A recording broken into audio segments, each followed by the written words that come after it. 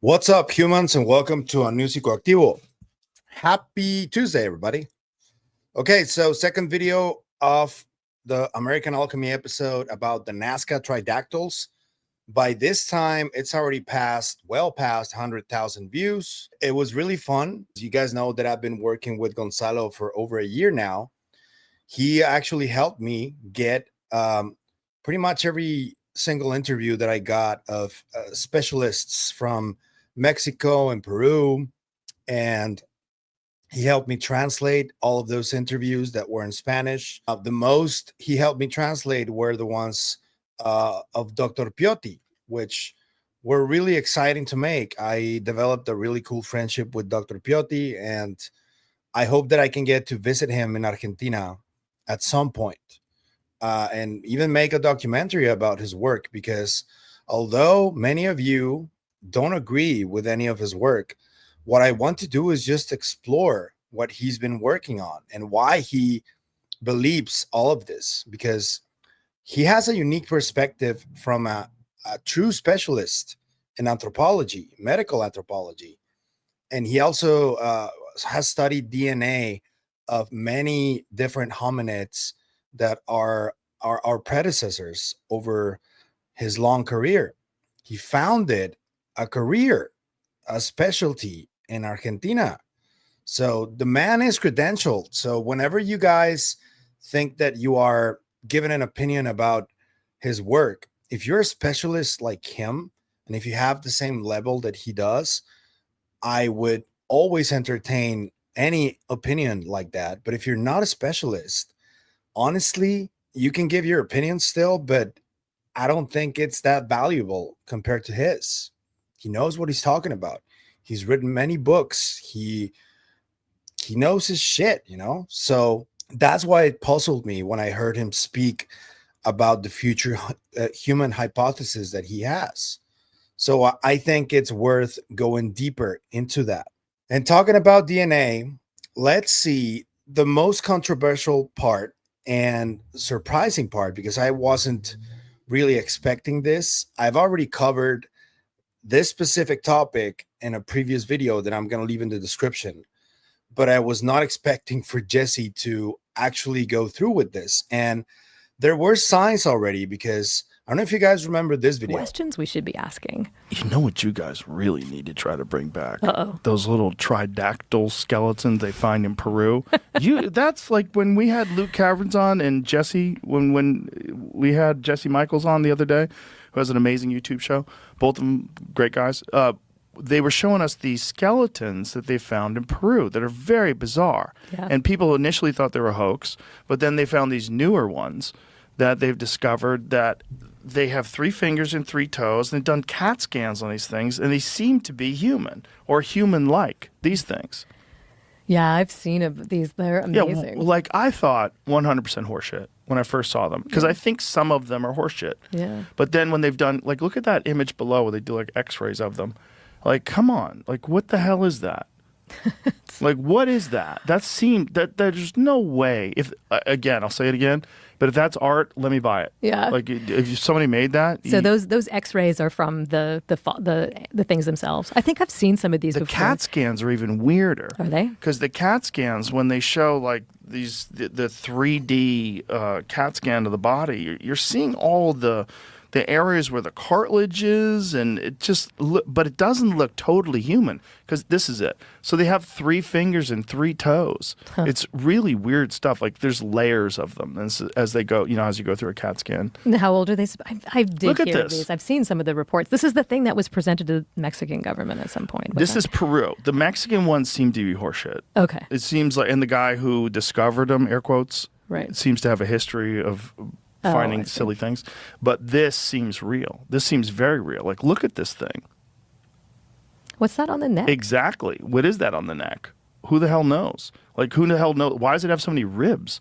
Like, look at it. Go back to that image where it shows the back, Jamie, where it was like, yeah, like when you see this thing, this guy's not like showing you the full body in this particular image. Whatever the hell that thing is on the back of his head is weird. The shape of its head is very weird, but it looks real.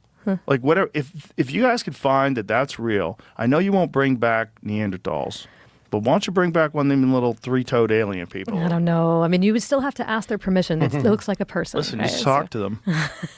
Bring them If back. they say ask them their no, then, shoot them in the head. Right. Easy. I don't know what to tell you, but bring them back. Like some things you just have to do. I told you I did not appreciate that Joe said that, but that woman is Dr. Beth Shapiro. She is the lead scientist at Colossal. If you don't know what Colossal is, they just made the cover of Time magazine earlier this year because they've been using ancient DNA to bring back extinct species. And although Ben Lamm wants to keep saying that he brought back the dire wolf, he didn't exactly do that. He brought back like a hybrid of a dire wolf. It has dire wolf DNA, but he had to use other type of wolf DNA so they could bring back a species. And they're really beautiful and they're still going. They're really big right now. They brought back a woolly hamster, or I think it's a woolly hamster, which is from way back. They're trying to bring back dodo. They're trying to bring back other types of wolves.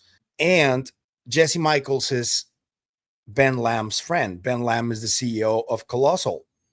So this is where we get to this. Although it's clear that forensic experts in various countries all seem to think that at least the M types or hominids are real, we're just not getting a clear sample from the genetics.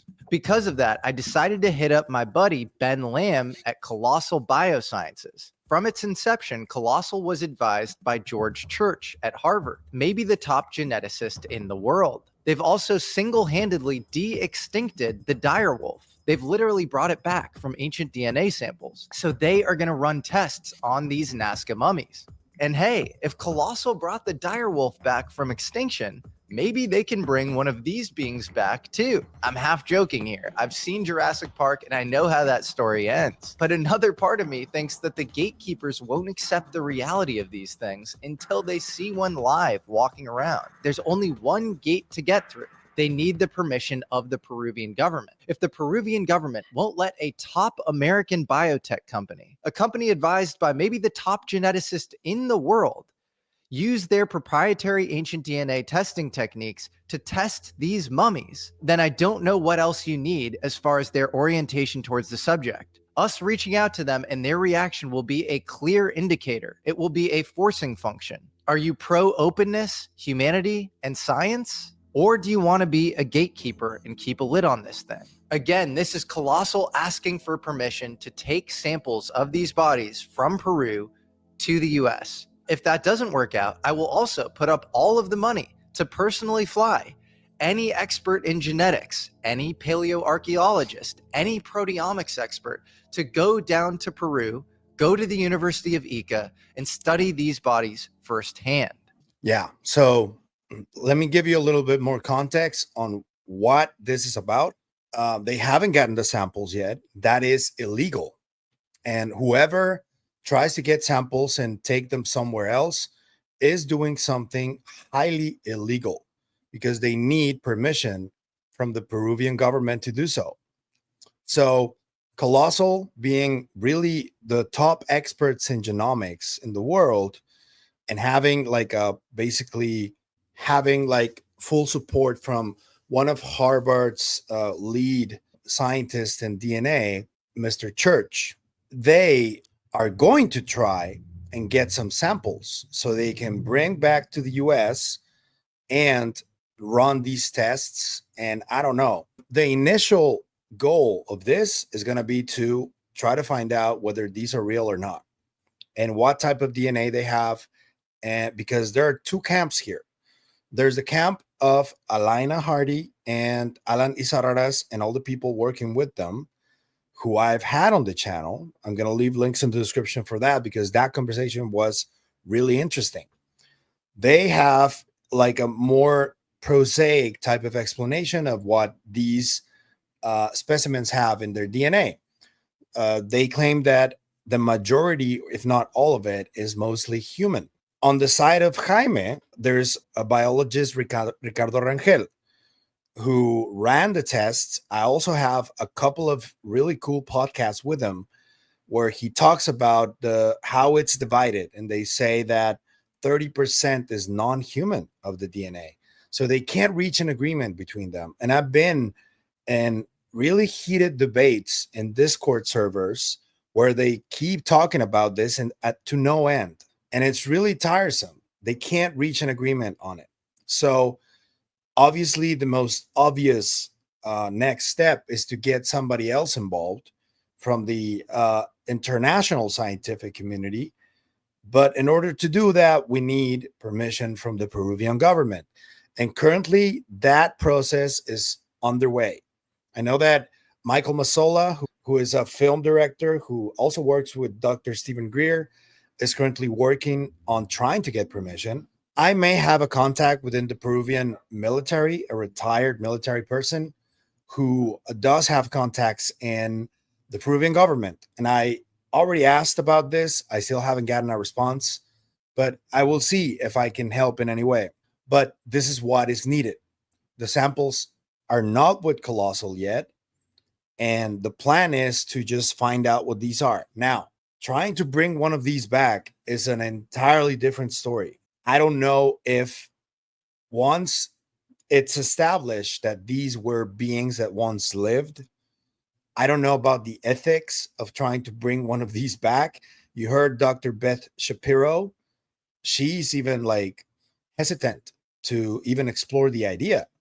But honestly, the team at Colossal, if they see a chance to do this, I can already read between the lines, because this team, if they see a chance to do this, and if they can get permission from the Peruvian government, I can guarantee you that they will at least try to take a crack at it and bring one of these back. Let me know what you think about this in the comments. I know it's pretty crazy, but that was the curveball. I honestly wasn't expecting for this to happen, for Jesse to announce this, but it's happening. And I hope that they can get what they want. I hope that they can get permission from the government.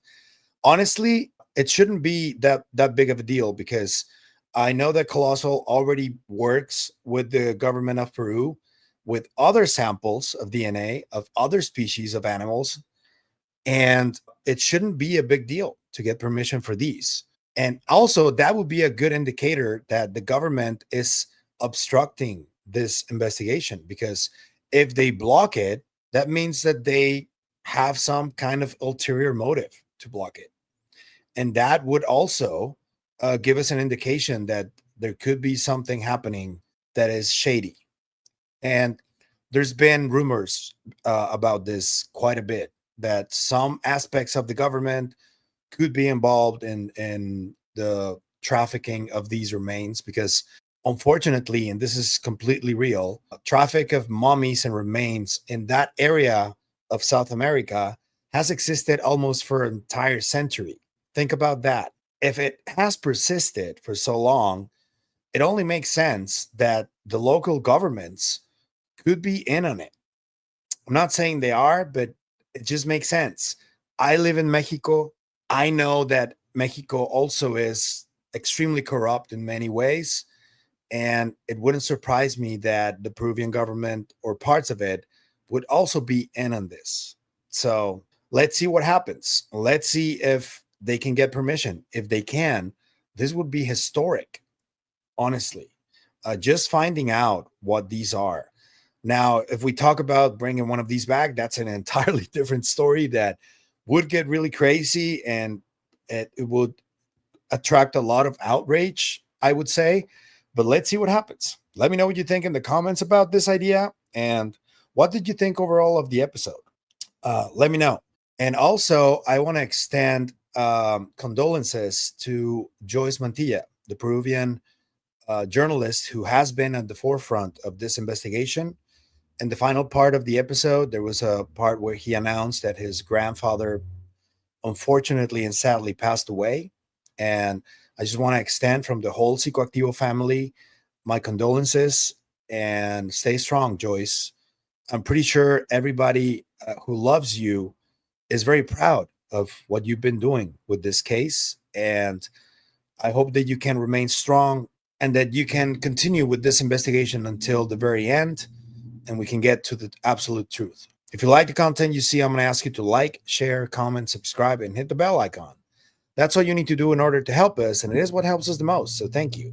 But if you want to support the channel in other ways, there's a few links down there you can choose from. You can become a member on YouTube, or you can support us through KGRA.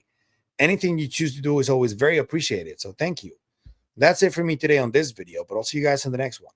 Remember, stay curious and inquisitive like Ben Lamm and Beth Shapiro. Always. Bye.